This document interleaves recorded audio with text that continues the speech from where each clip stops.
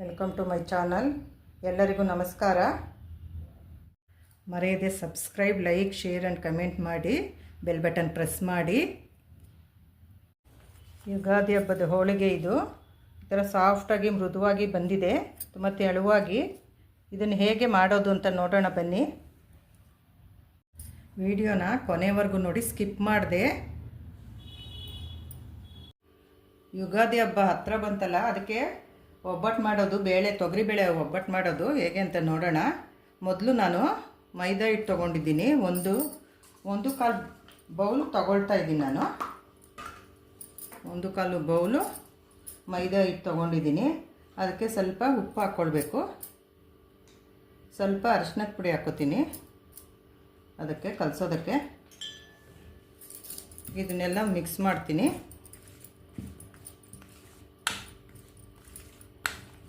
Mix ಮಾಡಿ ಒಂದು ಸ್ವಲ್ಪ ಎಣ್ಣೆ ಹಾಕ್ಕೋತೀನಿ. ಮೊದಲಿಗೆ 1-2 ಸ್ಪೂನ್ ಎಣ್ಣೆ ಹಾಕಬೇಕು ಕಲಸೋಕ್ಕೆ ಮೊದಲು.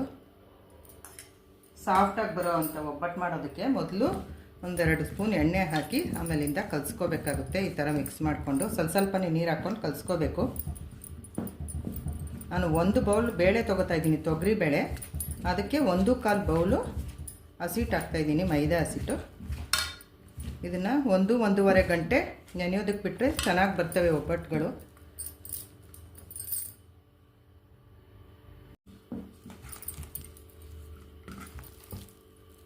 ಹೀಗಾಗಿದೆ. ಇದಕ್ಕೊಂದು ಸ್ವಲ್ಪ ಎಣ್ಣೆ ಹಾಕ್ಕೋತೀನಿ. 4 ಸ್ಪೂನ್ ಹಾಕ್ಕೋಬೇಕು. ಹಾಕ್ಕೊಂಡು ಮಿದ್ದಿಡಬೇಕಿದು. 1-1.5 ಅವರ್ ಚೆನ್ನಾಗಿ ನೆನೆಯಬೇಕು.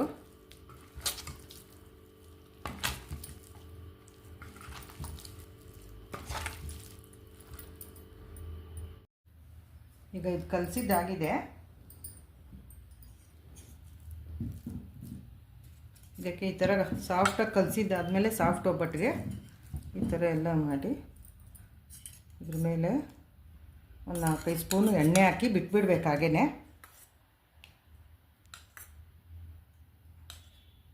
4 ಸ್ಪೂನ್ ಹಾಕ್ಬೇಕು ಇದಕ್ಕೆ ಎಣ್ಣೆ. ಇದನ್ನು ಹಾಗೆ ಬಿಟ್ಬಿಟ್ರೆ ಇದು ಎಣ್ಣೆ ಏನು ವೇಸ್ಟ್ ಆಗೋದಿಲ್ಲ. ನಾವು ಆಮೇಲೆ ಒಬ್ಬಟ್ಟು ತಟ್ತೀವಲ್ಲ, ಅದಕ್ಕೆ ಉಪಯೋಗಿಸ್ಕೋಬೋದು. ಆಗ ಇದು ಮೈದಾ ಚೆನ್ನಾಗಿ ನೆನೆಯುತ್ತೆ. ಎಣ್ಣೆ ಈ ಥರ ಮಾಡಿ ಒಂದು ಪ್ಲೇಟ್ ಮುಚ್ಚಿ ಇಟ್ಕೊಂಡ್ಬಿಟ್ರೆ ನಾವು ಆಯಿತು.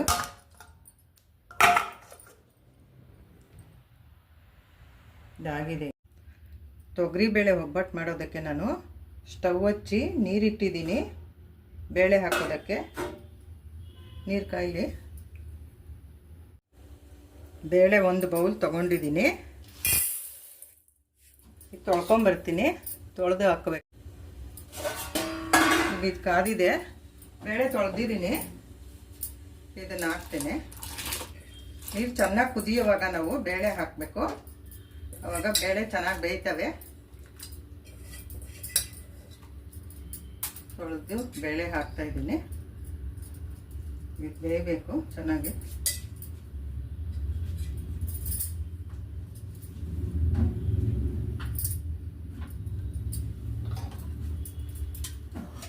ಅದಕ್ಕೊಂದು ಸ್ಪೂನು ತುಪ್ಪ ಹಾಕ್ತೀನಿ. ಬೇಳೆ ಬೇಯಬೇಕಂದ್ರೆ ಚೆನ್ನಾಗಿ ಒಂದು ತುಪ್ಪ ಹಾಕಬೇಕು.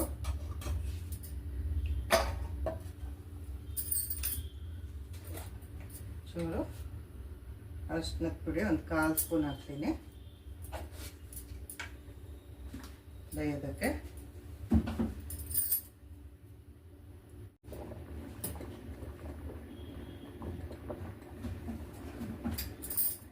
ಬೇಳೆ ಬೇಯಬೇಕು, ಇನ್ನೂ ಬೇಯ್ತಾ ಇದೆ. ಈ ಥರ ನೊರೆ ಬರುತ್ತಲ್ಲ ಮೇಲೆ, ಅದನ್ನೆಲ್ಲ ನಾವು ತೆಗೆದುಬಿಡ್ಬೇಕು. ಒಂಥರ ದಷ್ಟರ ಇದೆ, ತೆಗೆದುಬಿಡ್ಬೇಕಿದೆಲ್ಲ ಈ ಥರ.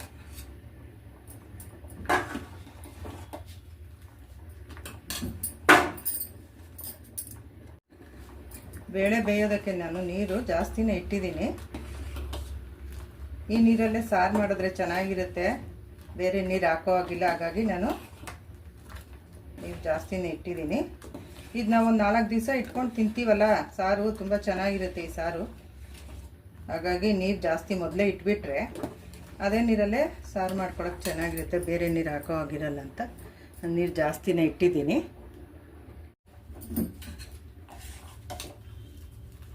ಈಗ ಬೇಳೆ ಚೆನ್ನಾಗಿ ಬೆಂದಿದೆ ನೋಡಿ. ಈ ಥರ ಇಷ್ಟ ಆಗಬೇಕು ಬೇಳೆ. ಇಷ್ಟು ಬೆಂದರೆ ಸಾಕು ಮಿಕ್ಸಿ ಮಾಡೋದಕ್ಕೆ. ನಾನು ಇದನ್ನು ಬಸ್ಕೋತೀನಿ, ಬೇಳೆ ಬಸ್ಕೋತೀನಿ. ಆಗಿದೆ, ಸ್ಟವ್ ಆಫ್ ಮಾಡ್ಕೋತೀನಿ.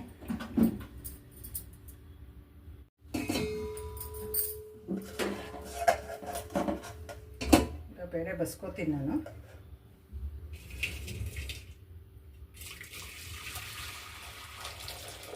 ಈ ಥರ ಬಸ್ಕೋಬೇಕು, ಮೇಲಿನ ನೀರೆಲ್ಲನೂ ಒಂದು ಪ್ಲೇಟ್ ಹಾಕ್ಕೊಂಡು ಪಾತ್ರೆಗೆ ನೀರು ಬಸ್ಕೋತೀನಿ.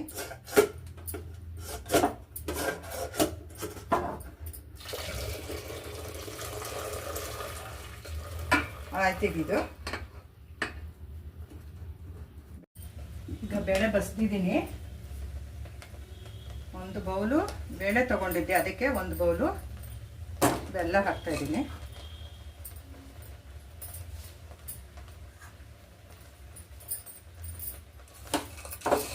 ಇದನ್ನ ಚೆನ್ನಾಗಿ ಮಿಕ್ಸ್ ಮಾಡ್ಕೋಬೇಕು ಬೇಳೆನೆಲ್ಲ.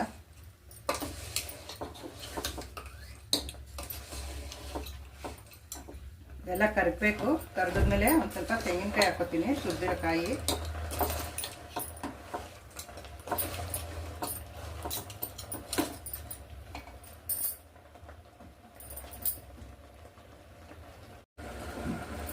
ಇದು ಚೆನ್ನಾಗಿ ಕುದೀತಾ ಇದೆ.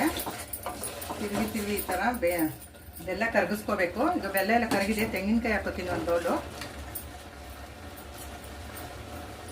ಇದನ್ನು ಈಗ ಒಂದು 5 ನಿಮಿಷ ಕುದಿಸ್ಕೋಬೇಕು. ಸ್ಟವ್ ಮೇಲೆ ಇಟ್ಟಿಗೆ ಕುದಿಸ್ಕೋಬೇಕು.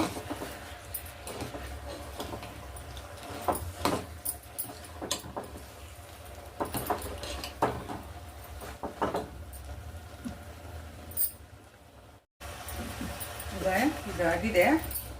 ಈಗ ಸ್ವಲ್ಪ ಏಲಕ್ಕಿ ಹಾಕೋತೀನಿ, ಬಿಡಿಸಿಟ್ಟಿರೋಂಥ ಏಲಕ್ಕಿ. ಇದನ್ನು ಮಿಕ್ಸ್ ಮಾಡಿ ಬೇಳೆನ ಹಾಕಿ ತೆಗಿತೀನಿ. ತಣ್ಣಗಾದ್ಮೇಲೆ ಮಿಕ್ಸಿ ಮಾಡಬೇಕು. ಇದಾಯಿತು, ಸ್ಟವ್ ಆಫ್ ಮಾಡ್ಕೊಳ್ತೀನಿ. ಇದು ಸ್ವಲ್ಪ ಆರೋದಕ್ಕೆ ಇಟ್ಟಿದ್ದೀನಿ, ತಣ್ಣಗಾದ್ಮೇಲೆ ಮಿಕ್ಸಿ ಮಾಡ್ತೀನಿ. ಬೇಳೆ ಬೇಯಿಸ್ಕೊಂಡಿದ್ನಲ್ಲ ಅದೇ ಪಾತ್ರೆಗೆ ಬಸ್ಕೊಂಡಿರೋ ನೀರನ್ನು ಸಾರು ಮಾಡೋದಕ್ಕೆ ಹಾಕ್ತಾ ಇದ್ದೀನಿ. ಇದೇ ಪಾತ್ರೆಯಲ್ಲಿ ಸಾರು ಮಾಡ್ಕೊತೀನಿ. ಮಿಕ್ಸಿ ಜಾರ್ಗೆ ಹಾಕ್ಕೊಂಡಿದ್ದೀನಿ. ಇದನ್ನು ರುಬ್ಕೊಂಬರ್ತೀನಿ. ಹೂರ್ಣ ಎಲ್ಲ ಮಿಕ್ಸಿ ಮಾಡಿದ್ದಾಗಿದೆ. ಹೂರ್ಣ ಎಲ್ಲ ಬಟ್ಲಿಗೆ ಹಾಕ್ಕೊಂಡಿದ್ದೀನಿ, ರುಬ್ಬಿರೋದೆಲ್ಲನೂ. ಈಗ ಉಂಡೆ ಮಾಡ್ಕೊಳ್ತಾ ಇದ್ದೀನಿ, ಹೂರ್ಣದ ಉಂಡೆಗಳು.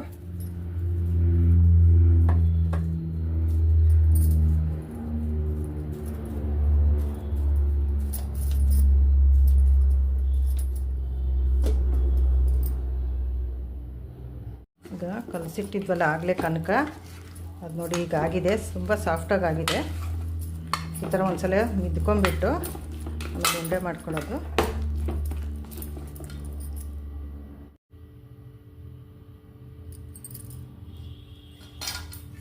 ಪೇಪರ್ ಮೇಲೆ ಸ್ಪೂನ್ ಎಣ್ಣೆ ಹಾಕೋತೀನಿ.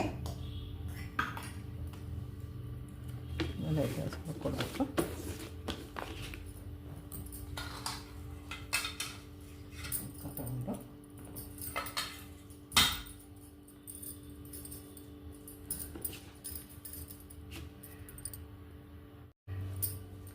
ಮಾಡ್ಕೊಂಡಿದ್ದೀನಿ. ಅದಕ್ಕೀಗ ಹೂರ್ಣದ ಉಂಡೆ ಮಾಡಿಟ್ಟಿದ್ನಲ್ಲ ಅದನ್ನ ಇಟ್ಕೊಳ್ತಾ ಇದ್ದೀನಿ. ಇಟ್ಕೋಬೇಕು.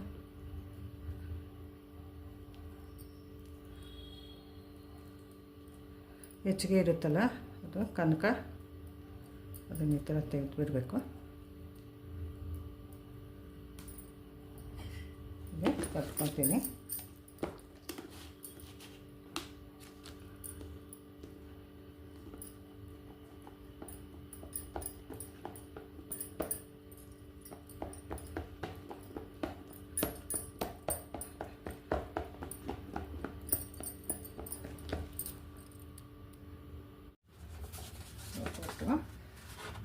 ನಾವು ಕೈಗೆ ತಗೊಂಡು ಹಾಕ್ಬೋದು. ತೆಳ್ಳಗೆ ಬಂದಿದೆ, ತುಂಬ ಸಾಫ್ಟಾಗಿ ಬರ್ತಾಯಿದೆ ಒಬ್ಬಟ್ಟು.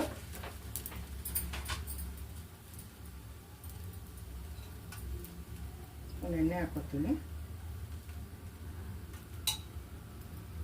ತುಪ್ಪ ಹಾಕ್ಕೊಳ್ತಾ ಇದ್ದೀನಿ.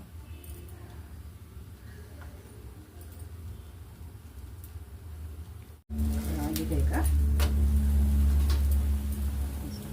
ಒಂದು ಅರ್ಧ ಸ್ಪೂನ್ ಹಾಕ್ಕೊತೀನಿ.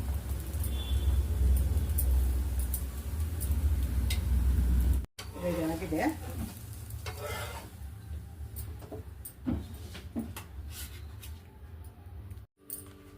ಹೋಳಿಗೆ ರೆಡಿಯಾಗಿದೆ ನೋಡಿ. ಎಷ್ಟು ಸಾಫ್ಟಾಗಿ, ಎಷ್ಟು ತೆಳ್ಳಗೆ ಬಂದಿದೆ, ತುಂಬಾ ಸಾಫ್ಟಾಗಿ ಬಂದಿದೆ, ಮೃದುವಾಗಿ ಹೋಳಿಗೆ. ಹೋಳಿಗೆ ಸಾರಿನ ವೀಡಿಯೋನ ನಾನು ನಾಳೆ ಹಾಕ್ತೀನಿ. ಈ ಥರ ಹೋಳಿಗೆ ಮಾಡಿ ತುಂಬ ಸಾಫ್ಟಾಗಿ ಬರುತ್ತೆ.